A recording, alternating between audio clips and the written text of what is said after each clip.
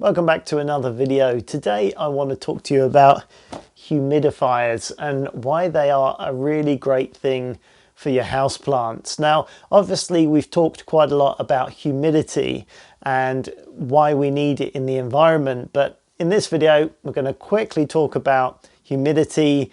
I'm going to talk about humidifiers and what I think are the most important parts and benefits of a humidifier, and then I'm actually going to talk about this particular one, which has been my choice and why I chose it.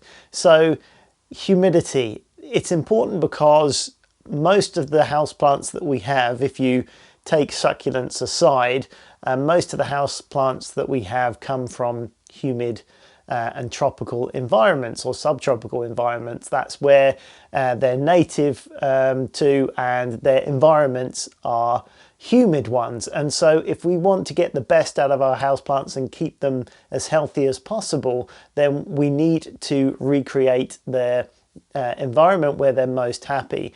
And the reality is, inside a house is never going to be the most ideal conditions. We usually have light coming from windows, so it's a sort of a sidewards on light source rather than from the sky that would be coming down sort of 180 degrees, so to speak. And so we're always trying to recreate some ideal conditions, but quite often they're not, and never more so than in the winter time, especially in cold weather climates like here in Europe, in the UK here, and maybe some parts of the US and Canada where it gets very cold in the winter. Obviously, if you live in a lovely warm environment in the winter, then you're probably going to have natural humidity, which is going to be fine for your plants. It's going to be excellent. You probably keep your house plants outside.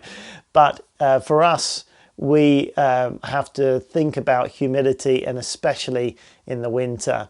And so obviously we have radiators coming on in the winter, and they're not on at the moment with me here. It's during the day. I've got a slightly thicker jumper on. It's not too cold. It's probably about 18 degrees right now, and I'm not cold, so the heating's not on. But sometimes in the coldest days, the heating's on all day long, and it really dries out the air, which isn't good for your plants, and it's not really good for you either. I certainly notice my sinuses are really congested and my nose is very dry in the winter when the heating's been on a lot, and overnight, you know, I can wake up with a sore throat, or I wake up feeling very dry. I don't know if you've ever got that, but you know, a humidifier will help combat that. So it can be useful for not just your houseplants, but for your own health as well. So that's really what got me to the point of making a decision to get a humidifier for my houseplants and for myself as well. I'm certainly going to try this out in my bedroom at night and see if it makes for a more comfortable and healthy night's sleep. If that's the case, then I'm all for it, because sleep is, you know, one of the most important things to a, you know, good general health. And I, for one, get a very foggy brain when I don't have a good night's sleep. Just can't think straight. So it's pretty important to me, and I'm absolutely excited to try it out. Obviously, for the house plants, it's going to be able to create the ideal environment for them. And with this particular one, it has a digital readout, and you can actually just dial in exactly the humidity you want, and it will bring the room up to that humidity level and just turn off when it gets there. So basically keep the humidity just the way you want it, which is absolutely ideal.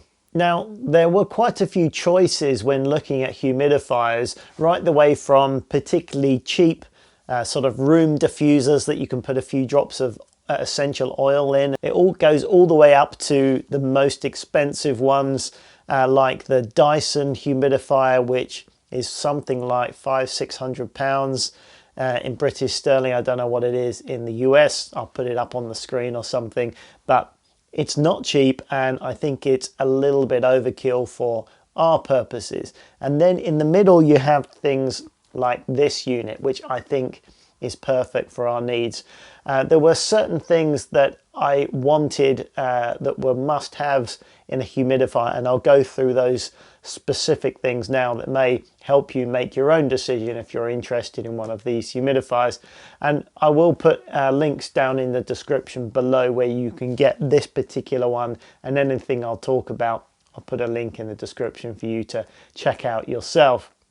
But one of the first things I wanted was a big water tank capacity, because if you've got a smaller capacity, it just means it's going to need refilling more often. And the last thing you want is to have to refill the tank once or twice a day. It's going to become a chore and just going to be frustrating. You'll probably just end up not doing it. So I wanted a big tank capacity, and this one has 6.5 litres and apparently can keep going for 72 hours before it needs filling up. So that's ideal. It means I can just top it up a couple of times a week. That's not going to be any trouble at all. I can coincide that with watering my house plants, and so it's going to be a nice easy thing to be able to keep running. The next thing that I wanted was a top fill option as well, because a lot of the humidifiers I looked at, you had to disassemble and then turn the tank upside down, unscrew something, fill up there, put it in,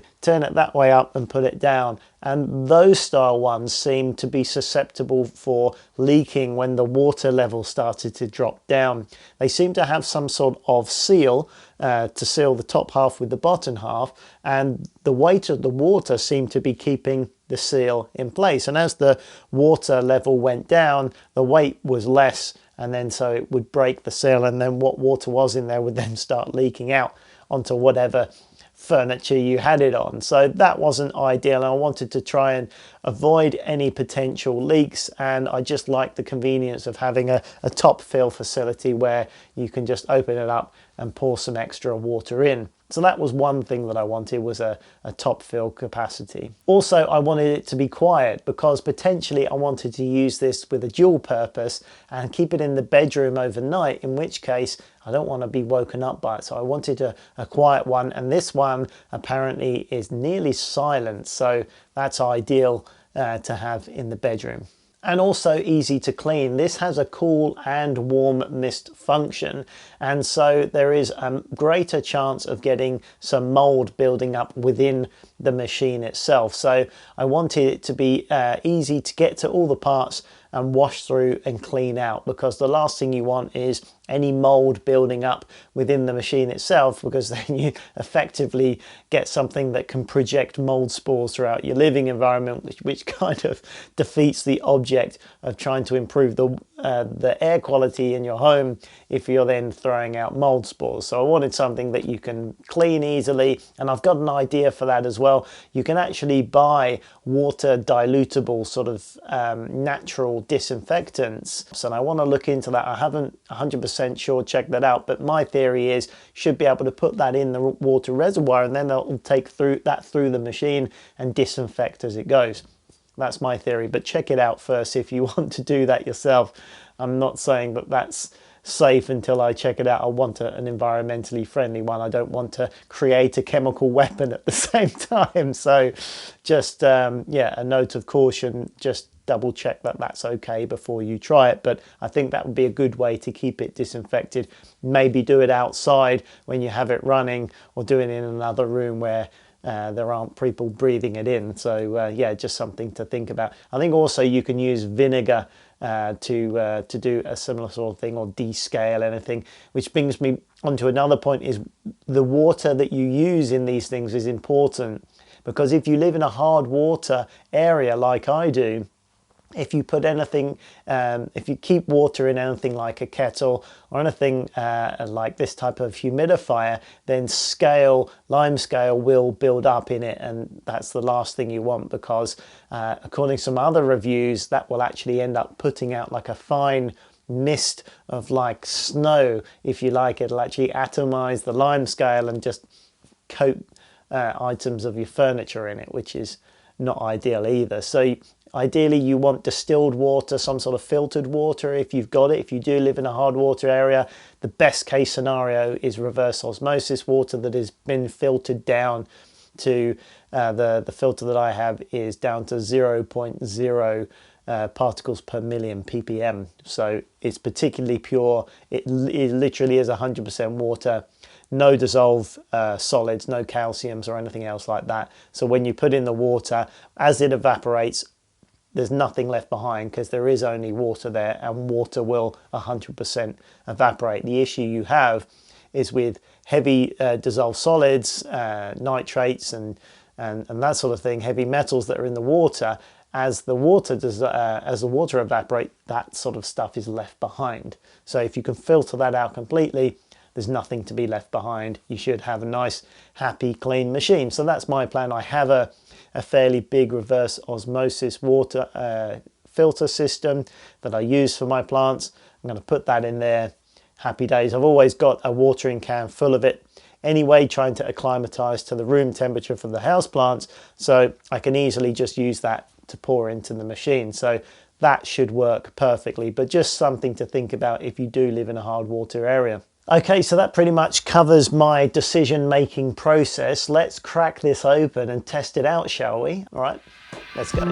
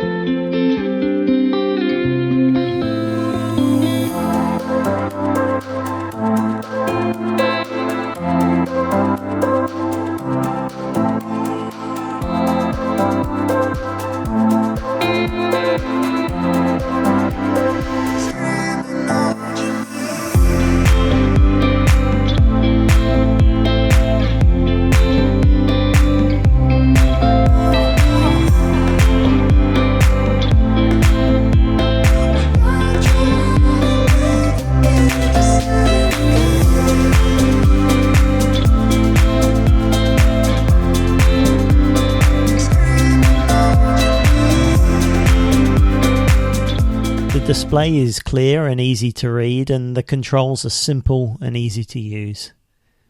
You have a timer function that will allow you to set it to operate for a limited period of time.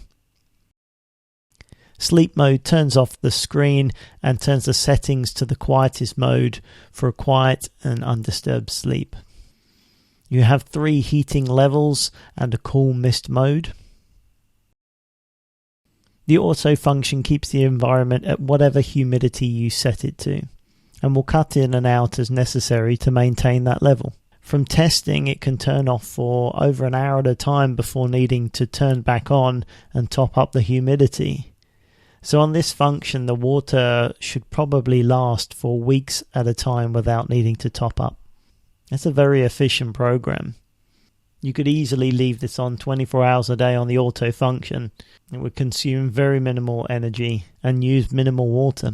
All in all, this is an attractive, well-designed and executed humidifier that does everything I need it to in a convenient size and shape. If you would like to buy one of these for yourself, they're available in North America and in the UK via the link in the description down below. Thanks for watching, and please hit that thumbs up button if you have found this review helpful or useful, and subscribe for more houseplant related videos coming along very soon. Bye for now.